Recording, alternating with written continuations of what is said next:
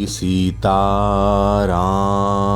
चंद्राभ्याम नमः।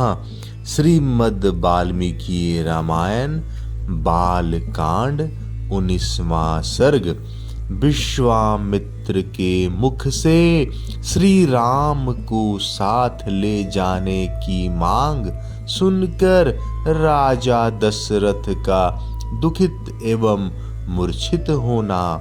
नृपश्रेष्ठ महाराज दशरथ का यह अद्भुत विस्तार से युक्त वचन सुनकर महातेजस्वी विश्वामित्र पुलकित हो उठे और इस प्रकार बोले, राजसिंह, ये बातें आपके ही योग्य है। इस पृथ्वी पर दूसरे के मुख से ऐसे उदार वचन निकलने की संभावना नहीं है। क्यों न हो, आप महान कुल में उत्पन्न हैं और वशिष्ठ जैसे ब्रह्मर्षि आपके उपदेशक हैं। अच्छा, अब तो बात मेरे हृदय में है, उसे सुनिए। नृपश्रेष्ठ, सुनकर उस कार्य को अवश्य पूर्ण करने का निश्चय कीजिए।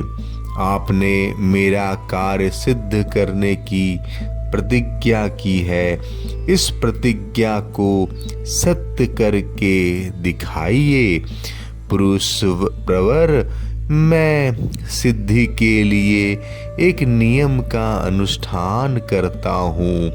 उसमें इच्छानुसार रूप धारण करने वाले 2 राक्षस विघ्न डाल रहे हैं। मेरे इस नियम का अधिकांश कार्य पूर्ण हो चुका है। अब उसकी समाप्ति के समय वे 2 राक्षस आ धमके हैं। उनके नाम हैं मारीच और सुबाहु। वे दोनों बलवान और सुसज्जित हैं। उन्होंने मेरे यज्ञ वेदी पर रक्त और मांस की वर्षा कर दी है। इस प्रकार उस समाप्त प्राय नियम में विघ्न पड़ जाने के कारण मेरा परिश्रम व्यर्थ गया और मैं उत्साहीन होकर उस स्थान से चला आया। पृथ्वीनाथ, उनके ऊपर अपने क्रोध का प्रयोग करूं, उन्हें शाप दे दूं, ऐसा विचार मेरे मन में नहीं आता है, क्योंकि वह नियम ही ऐसा है जिसको आरंभ कर देने पर किसी को शाप नहीं दिया जाता। अतः नृपश्रेष्ठ, आप अपने काकपक्षधारी सत्य पराक्रमी शूरवीर ज्येष्ठ पुत्र श्री राम को मुझे दे दें। ये मुझसे सुरक्षित रहकर अपने दिव्य तेज से उन विघ्नकारी राक्षसों का नाश करने में समर्थ है। मैं इन्हें अनेक प्रकार का श्रेय प्रदान करूंगा, इसमें संशय नहीं है। उस श्रेय कर को पाकर ये तीनों लोक में विख्यात होंगे। श्री राम के सामने आकर वे दोनों राक्षस किसी तरह ठहर नहीं सकते। इन रघुनंदन के सिवा दूसरा कोई पुरुष उन राक्षसों को मारने का साहस नहीं कर सकता। नृपश्रेष्ठ, अपने बल का घमंड रखने वाले वे दोनों पापी निशाचर काल पास के अधीन हो गए हैं। अतः महात्मा श्री राम के सामने नहीं टिक सकते। भूपाल, आप पुत्र विषयक स्नेह को सामने न लाइए। मैं आपसे प्रतिज्ञा पूर्वक कहता हूँ कि उन दोनों राक्षसों को इनके हाथों से मरा हुआ ही समझिए। सत्य पराक्रमी महात्मा श्री राम क्या है यह मैं जानता हूँ।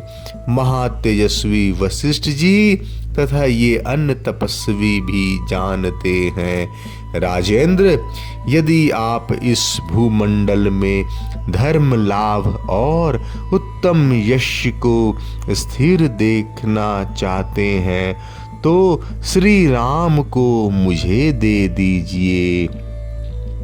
ककुतस्थ नंदन, यदि वशिष्ठ आदि आपके सभी मंत्री आपको अनुमति दे तो आप श्री राम को मेरे साथ विदा कर दीजिए।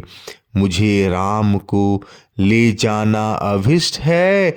ये भी बड़े होने के कारण अब आसक्ति रहित हो गए हैं। अतः आप यज्ञ के अवशिष्ट 10 दिनों के लिए अपने पुत्र कमल नयन श्री राम को मुझे दे दीजिए। रघुनंदन, आप ऐसा कीजिए जिससे मेरे यज्ञ का समय व्यतीत न हो जाए, आपका कल्याण हो। आप अपने मन को शोक और चिंता में न डालिए।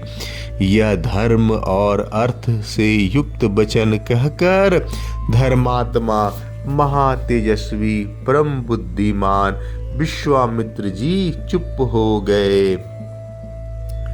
विश्वामित्र का यह शुभ वचन सुनकर महाराज दशरथ को पुत्र वियोग की आशंका से महान दुख हुआ। वे उससे पीड़ित हो सहसा कांप उठे और बेहोश हो गए। थोड़ी देर बाद जब उन्हें होश हुआ तब वे भयभीत हो विषाद करने लगे। विश्वामित्र मुनि का वचन राजा के हृदय और मन को विदीर्ण करने वाला था। उसे सुनकर उनके मन में बड़ी व्यथा हुई। वे महामनस्वी महाराज अपने आसन से विचलित हो मूर्छित हो गए। 19वां सर्ग समाप्त। जय श्री राम।